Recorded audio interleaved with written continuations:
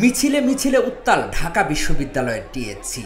সম্প্রতি ফিলিস্তিনের উপরে ইসরায়েলের হামলার প্রতিবাদে নেমে এসেছে এই তৌহিদি জনতা। হঠাৎ করেই শোনা গেল ধর মুহূর্তেই গণজমায়েত। এরপর দেখা গেল এক শিক্ষার্থীকে গণধোলাই দেওয়া হয়েছে। কয়েকজন শিক্ষার্থী তাকে ধরাধরি করে ঢাকা মেডিকেলে ভর্তি করেছেন। আহত শিক্ষার্থী জানান, আন্দোলনে নিষিদ্ধ একটি সংগঠনের পতাকা নামাতে বলায় তাকে মারধর করা হয়েছে। আমরা মল চত্বরে বসেছিলাম, প্রথমে বৈশা আমাদের প্রোগ্রাম 4টায়, ওখানে আমরা প্ল্যানিং করতেছিলাম কি করা যায়। হঠাৎ করে তারপর একটু টিচির দিকে গেলাম, গিয়ে দেখতে যে আন্দোলন কেমন চলতেছে এটি। পরে ওইখানে ধরেন হিজবুত তাহরির একটা পতাকা দেখলাম। দু একজনকে আমরা বললাম যে ভাই এটা ক্যাম্পাস এরিয়া, এখানে তো ধরেন এগুলো সেগুলো হলে বহির্বিশ্বে ঝামেলা হতে পারে, এটা একটু নামায় ফেলেন। আমরা দু একজনকে এটা বলছি, দু একটা জন ভাই নামায় ফেলেছে। পরে খালিদ ভাই, কাদের ভাইরা ওনারাও গিয়া দু একজনকে বলতেছে, বাদে ভাইদের পিছনে দিয়ে অতর্কিত হঠাৎ করে হামলা অবস্থা। পরে আমি গেলাম হঠাৎ করে আগে ভাইদেরকে আর কি ধরেন মোটামুটি যে কী হয়েছে সেখানে গিয়ে দেখতে। পরে হঠাৎ করে আমি গিয়ে বলতাম এই ভাই সমস্যা কী, এটা ধরে তাদেরকে আর হিরে পিছিয়ে দিতে চাইছিলাম।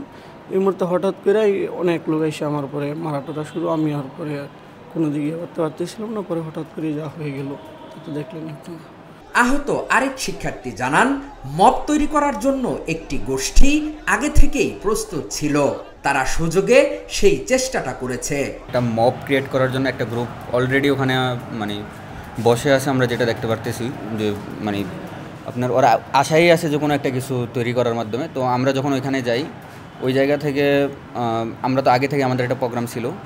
এরপরেও আমরা ওইখানে যাওয়ার পরে একটা গ্রুপ অটোমেটিকলি শুধুই কোনো কারণ ছাড়া উস্কাই দেওয়া আর কি, যেটাকে বলে যে ওরা ইসলাম বিদ্বেষী এরকম একটা আর কি, যে কালেমার পতাকা ওরা নামাইতে বলে, কালেমার পতাকারে গালি দিছে এরকম বইলে উস্কাই দেওয়া হয়। আর ওখানে তো আপনার কলেজের শিক্ষার্থীরা ছিল, ওরা তো আর ওইরকমভাবে এত একটা ইফেক্ট বুঝতেছিল না। তো ওইখানে আপনার মবটা এরকমভাবে ক্রিয়েট করা হয়েছে যে পুরোপুরিভাবে যে কালেমার পতাকা নামাই দিতে বলছে, তো কালেমার পতাকারে গালি দিছে, কালেমাকে গালি দিছে এরকম বইলে একটা মব ক্রিয়েট করে দেওয়া হয়েছে। এ সময় এক প্রত্যক্ষদর্শী ও ঢাকা বিশ্ববিদ্যালয়ের শিক্ষার্থী জানান, দেশকে অস্থিতিশীল করার জন্য এই মব তৈরি করা হয়েছে।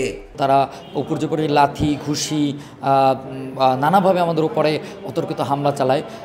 তো ওখানে যে মবটা সৃষ্টি করা হয়েছে, আমরা মনে করি এটা পরিকল্পিত, উদ্দেশ্য প্রণোদিত এবং চক্রান্ত করে মবটা সৃষ্টি করে আমাদেরকে এখানে একটা ইসলাম এবং ইসলাম বিরোধী একটা সৃষ্টি করে তারপর একটা মব ক্রিয়েট করা হয়েছে। এর মাধ্যমে আসলে বহির্বিশ্বে বাংলাদেশ চলমান বাংলাদেশকে, এই স্থিতিশীল বাংলাদেশকে অস্থিতিশীল করার চেষ্টাটাই আমরা মূলত বুঝতে পারি।